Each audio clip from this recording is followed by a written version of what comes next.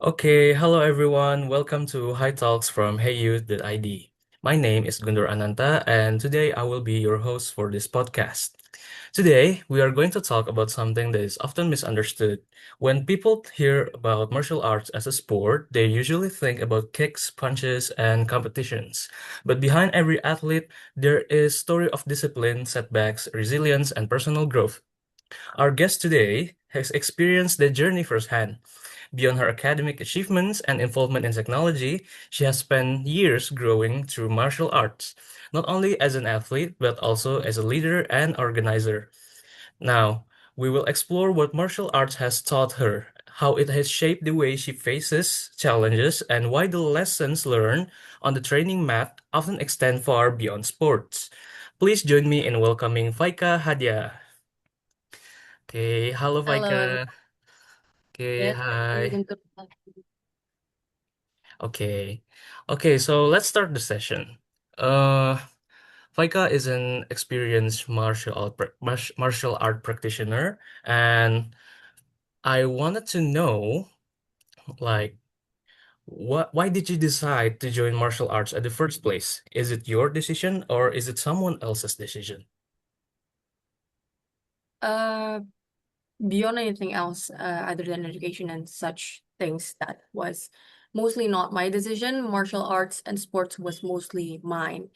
It was an active and intentional take that I did for myself, and I think, looking back and how much I've done with martial arts and how much I've dabbled in the world of that sport.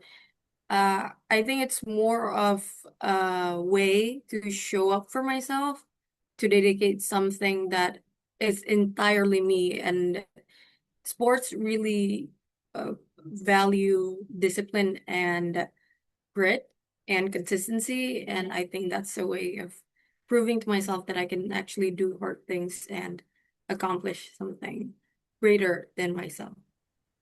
Okay, wow, that's such a fair reason to join martial arts. Well, there's nothing wrong to join martial arts out of curiosity or maybe just from your own interest. I think everyone has their own reasons, and there's nothing wrong with that. Well, of course, when you first join the training, there must be some struggles in it, right? So I wanted to ask you, like, what struggles did you find as a beginner when you started joining martial arts? Is there Uh, anything memorable or something that worth to tell? Yes, up to you. Go ahead. okay, thank you. First of all, I wasn't really an athletic person growing up. I think most of my childhood was mostly with more of nerdy hobbies. I didn't really have much interest in sports or athletic leisure. But then when I start doing this sort of sport and sort of become somewhat of an athlete, I found that it was harder to catch up with my peers rather than someone who's more athletic. So it was a learning curve, yes, and it was so much fun learning through that as well. And then just pushing through the pain and staying motivated and believing in yourself that you could actually fight in the tournaments and mostly what martial art is, because you get so nervous, it's a nerve-wracking sport, I think, because the hours of training really shows up when you're on the mat. That's my take. Oh, well, that's understandable. Sometimes when you think that you're not fit for it when the first time you join it. I mean, like, I used to stay at home. I never do anything physical. But then you join this martial arts course, or maybe I want to try something new. And wow, so this is it. This is how it goes. I don't think my body can keep up anymore. But you gone through it and you succeed. I mean, like. That's such an achievement to be praised for, and I think that's not just a regular achievement to for you to get.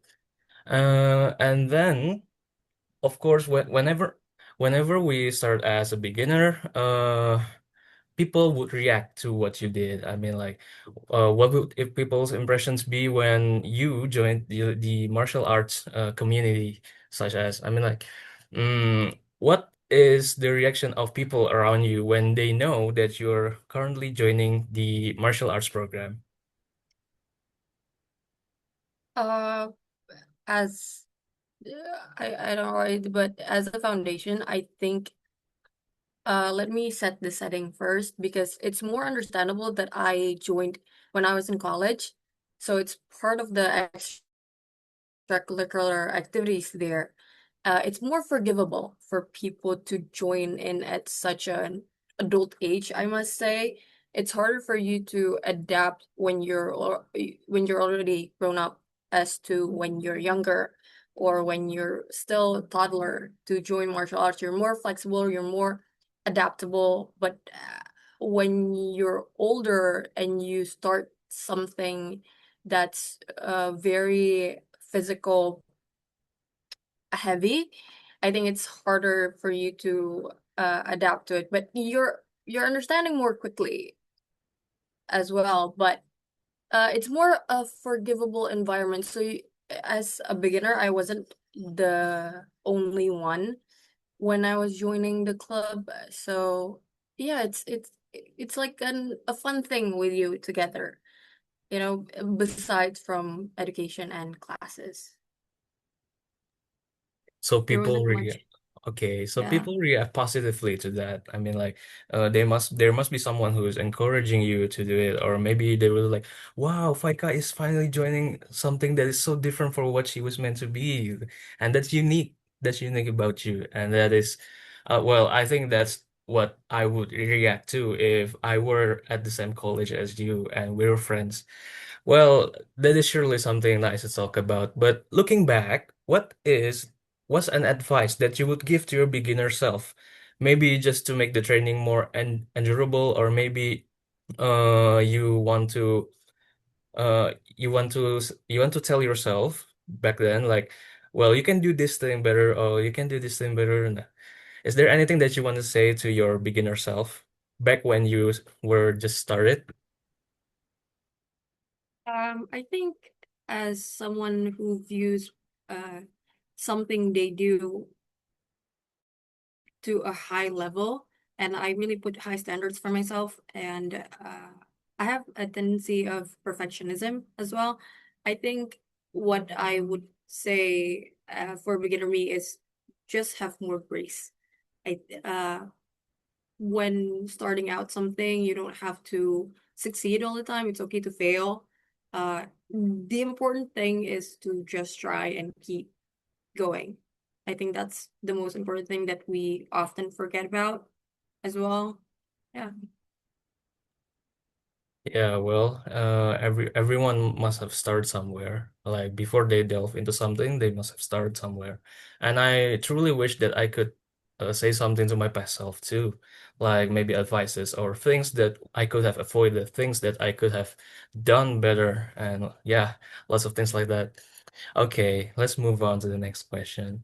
And now we are moving on to the questions related to the competitions. Like, okay, during the time that you joined martial arts, what is the most unforgettable moments that you had there regarding to a competition? Maybe you joined a competition related to your martial arts group, or maybe you achieve an unforgettable victory, or maybe you can tell me like what is the most memorable moment when you savor your victory or defeat, yeah, something like that. My first tournament I lost. I It was very gut-wrenching, I think. The first tournament, I felt like I could succeed in it. I put too much pressure on myself. Looking back at it, I think, but then the defeat felt so unreal and so disappointing that I can still feel it even now. And then, but yeah, but looking back at it, there was too much pressure that I put to myself, excluding from my coach. I don't think my coach put that much pressure on us. It was more of an athlete mental thing, and but then after uh, raining on that defeat from my first tournament, I did win the second, and it was way more memorable because uh I let go of what holds me back, and I was more, if we won because of training. Uh if I got beat up in the mat, then I must go back to training. That it was more of like a nothing to lose situation. Yeah, that's what I remember most. And I think I built up the confidence as well as the time went on. I think what I learned most from training and from martial arts especially is the confidence and self boost and self reliant you get is what I value most from the sport. You truly just learn how to believe yourself over time. Wow, that is such an experience. Well, if I were in your position, I would be so nervous. I mean, like, right before the match, it will strike my nerves. Like, I think I wouldn't be able to handle it. I mean, like, I would be nervous. Like, what if my opponent is stronger? What if they know more than me? Yeah. What if I lose? I mean, like, there's a lot of people there, and we don't know what are they capable of. Yeah. So, I want to ask you, like, how do you handle pre-match nerves? I mean, like, how do you handle your stress before the match even started? Because well, that's an universal experience for any beginners for and apa before they entering their first match. Um, I don't think it will ever get away. Even uh I get nervous even from padding, like just normal sparring with your partner, with your friends. That's also nerve-wracking. What more than an actual tournament? I don't think you'll ever get that nerve wick away, but you can calm it by having like your mates behind you and cheering for you. I think that's the most, it gets you going, especially on the mat when you're like, oh my God, I can't even keep up with my opponent, but hearing your teammates cheer for you, and that really drives you forward. I think just have your teammates with you. Okay, that's reasonable. I mean, like, everyone must have had it at some point. And if I might ask, what has that match taught you? What is the very experience of you competing against another person taught you about, well, maybe something important in your life? I think I've mentioned it from the previous question, but I did learn a lot of self-confidence and self Hmm. assurance from that, and what it means to actually stay true to yourself and stay harder and harder with training, especially when you've got injuries and some sort of that. It's hard to push through. It's hard to believe in yourself in that way, but as time nears on, the tournament is like a judgment day. When you skip practice, it's gonna show on the mat. It's gonna show on your performance, and I think that what that sort of taught me hard work and grit and resilience in some sort of way, and uh, learning about new tricks and new routine, new technicalities of the sport also taught me that there's always something new to learn. There's always new combination to learn from. And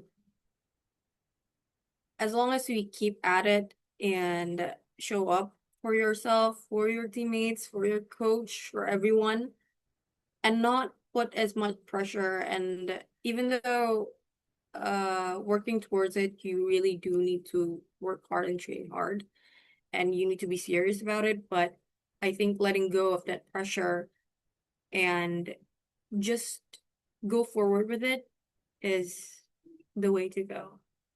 I think I lead with some of more of what of that mindset as I continue to live.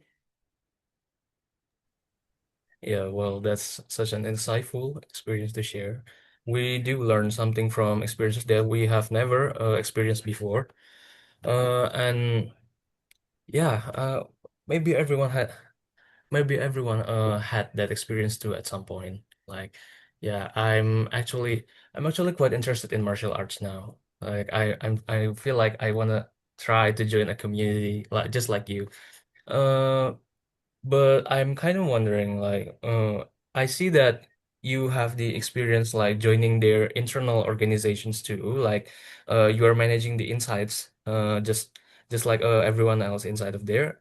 Uh, is there is there any reason as to why you wanted to join the internals instead of just, well, competing like everyone else? Like, why did you choose to manage the whole organization as a whole instead of just going along with the martial arts practices? I think being a part of an organization and dedicating something to it, it's also goes hand in hand. And I was a part of the organization and first, so I started just training and then they opened recruitment that I signed up for. And that also taught me a lot. I think most skills I learned from there, and there's a lot of mentors and seniors that I learned from as well. But the reason why I wanted to join was again as a challenge for myself and a way of actually opening a new door for me, new opportunities, new friends, new connections, and a way to apply something that's outside of the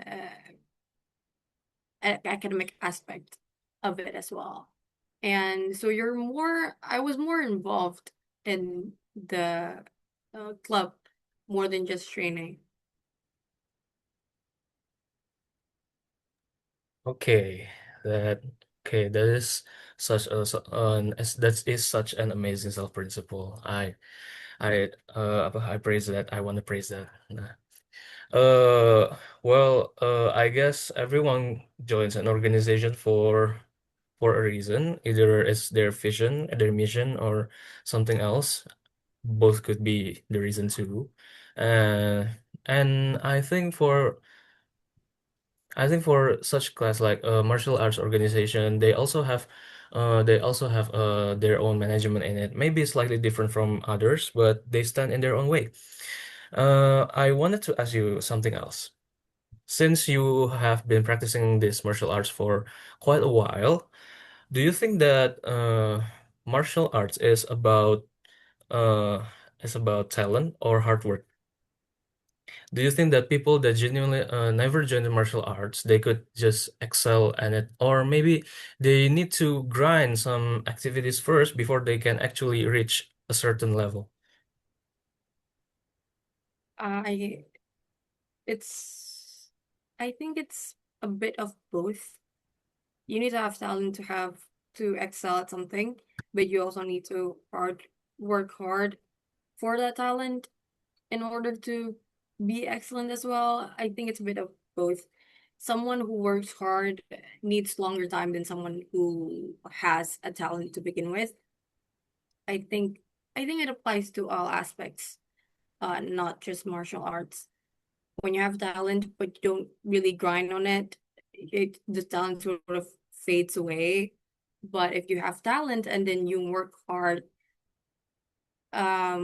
sharpening that talent, that's you're gonna excel far more than someone who didn't have that talent to begin with. Yeah, I think that's how I see it. Okay, well, okay, that is what people commonly think. But hey, I want you to listen to this opinion. Like people usually say that those who have joined martial arts, they can fight. I mean, like, if you join martial arts, well, you're definitely a guy who can fight, and I would prefer not to fa have a face on with you. What this is truly a misconception, I think, because, well, based on your statement earlier, that means not everyone who have joined martial arts can fight, and thus, does it really benefits an individual to know it anyway, to learn it anyway? I mean, like, martial arts as a lesson. Yes, I think everyone should be taught martial arts, especially as self-defense, because not every country is allowed. I don't know how to say it, like self-defense weapons. So it's something you can take out of your pocket at any given moment. But I think in any given crisis or any emergency, it's the best self-defense is to actually run than to fight it.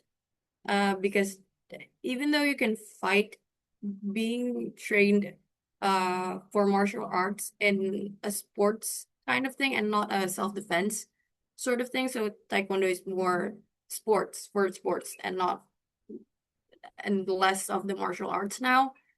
I think it's still different from practical fight unless you're learning Muay Thai or something that's quicker or um more defense output in that sense. And but I think yeah, again, reeling back to what I said, I think everyone should have that as their learning curiosity and some sort of like that. And I think everyone should learn it, and it's really is such a forgivable sport for everyone. It's really inclusive, I think. I believe so. Okay, that is a fair thought.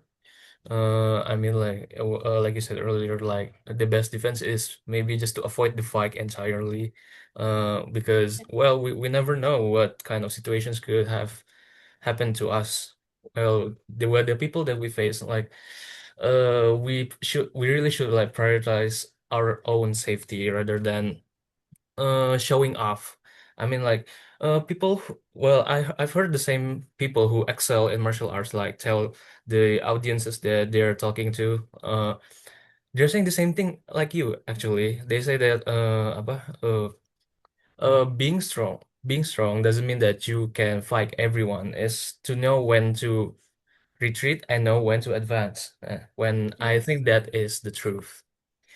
Okay, so during the time that you're inside the organization, like when you are practicing, you surely have seen some individuals that excels in it, and maybe you had some thoughts and then like, wow, this guy is strong, or wow, this apa, this dude can do everything. I mean, like, he wins every championship. He did everything differently, but he still succeeded at it. What do you think about the definition of strong in martial arts?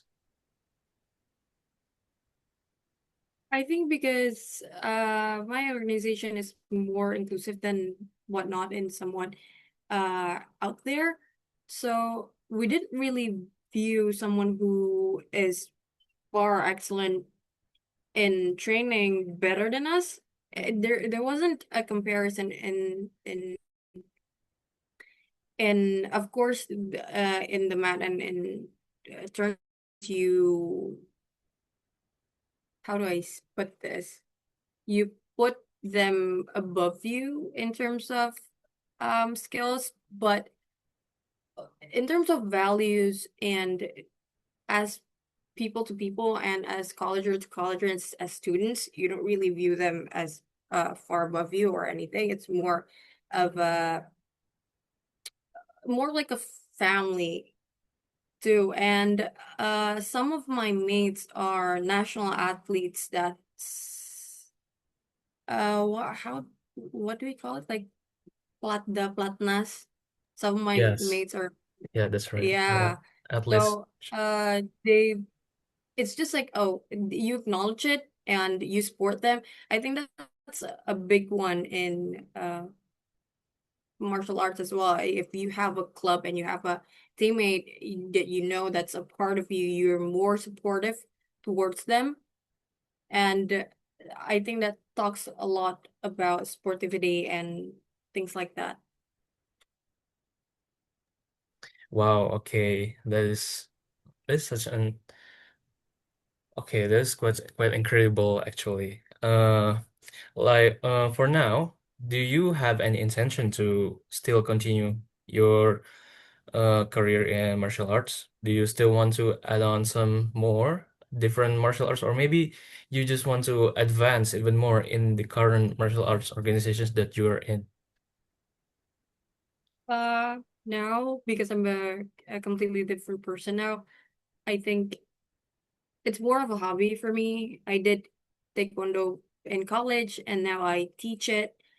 Now I mostly dabble in some Muay Thai as well.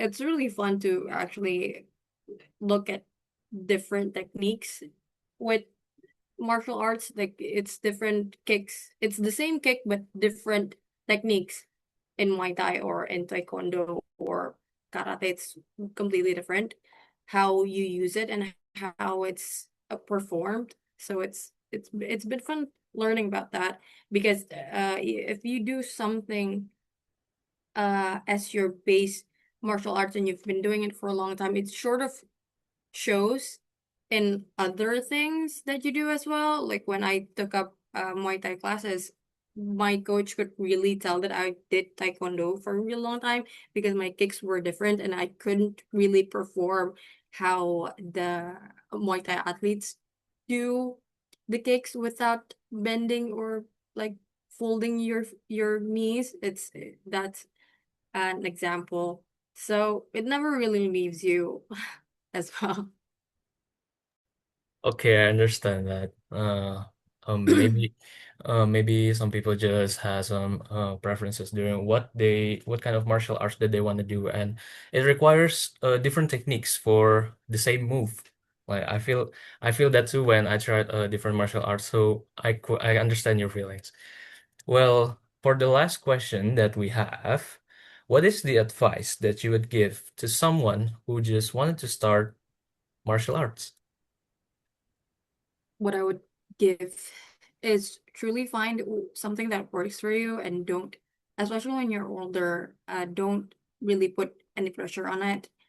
Try as much as you can and work towards it and find actually just enjoy it in the moment because you're not always going to have uh the ability to perform and fight like that. And I think it's a huge privilege to actually do martial arts. I have to take that into account because you're loading a lot of pressure and stress on your body as well. And so don't take that for granted and do as much as you can and try out everything. I think that's my best advice. Well, that surely will inspire some young people out there who just wanted to start martial arts. No matter your age, whether you're young or old, starting out it isn't too late for anyone to start martial arts. Yes. Yeah. Everyone always has that knack in them, whether you want to join martial arts as a hobby, just like you, or maybe they want to learn self-defense or maybe some other reasons. That's fine. That's okay. And it is justified. That's it for our episode for today. And to everyone listening, thank you for spending your time with us today. If you enjoyed this podcast, please share this episode with someone else. I'm Guntur, and this has been one of a Hey Youth podcast. Until next time, keep learning, keep growing, and we'll see you in the next episode. Goodbye. Bye. Thank you.